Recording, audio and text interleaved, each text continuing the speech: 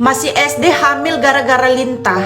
Ini kejadian beberapa tahun yang lalu terhadap tetangga aku. Anaknya yang waktu itu masih kelas 6 SD dituduh hamil oleh seluruh orang gara-gara perutnya semakin membesar. Akhirnya dia pun menjadi perbincangan semua orang. Tapi dia membantah karena saat itu dia masih kelas 6 SD dan dia belum haid sama sekali. Sampai ibunya sendiri nggak percaya. Ibunya berulang kali menyuruh dia mengaku, tapi dia nggak bisa mengaku sama sekali karena dia memang tidak pernah berbuat apa-apa. Apalagi kondisinya waktu itu dia masih kecil banget, masih kelas 6 SD. Dia nggak merasa melakukan apapun dan dia nggak ngerti sama sekali apa yang dimaksud oleh orang-orang. Sampai akhirnya ibunya pun sering marah dan memukuli dia hanya supaya dia mengaku siapa yang telah berbuat itu kepada dia. Saat itu rumah sakit jauh dari situ dan belum ada USG sama sekali. Karena posisinya di perkampungan, akhirnya setelah beberapa bulan dia dan keluarganya mendapat penghinaan dari orang-orang. Ibunya kemudian bisa berdamai dengan keadaan anaknya. Sampai suatu waktu anaknya ini tadi pengen banget makan ayam. Karena mereka punya ternak ayam, jadinya ibunya mengambil satu ayamnya buat dipotong. Karena sang ibu ini tadi udah memaafkan anaknya dan dia udah berdamai, akhirnya dia menuruti keinginan anaknya karena dia pikir anaknya sedang mengidam. Saat ibunya sedang asik memotongi ayam, dia jongkok di sebelah ibunya sambil melihat. Tiba-tiba aja banyak lintah yang keluar dari kewanitaannya.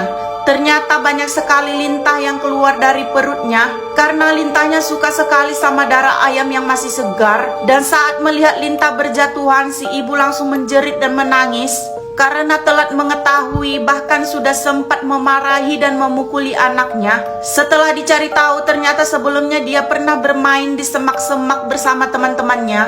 Disitulah lintahnya masuk. Awalnya hanya satu lintah yang mungkin dalam keadaan hamil, lalu beranak pinak di dalam, sehingga membuat perutnya semakin membesar seperti orang hamil.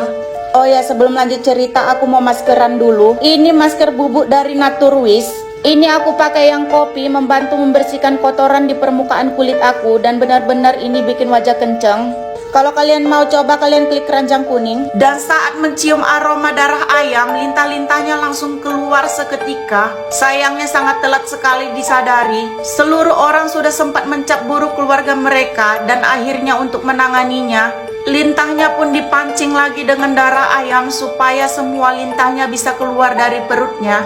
Pelajaran buat kalian yang tinggal di perkampungan, kalian harus lebih berhati-hati lagi kalau bermain di semak-semak.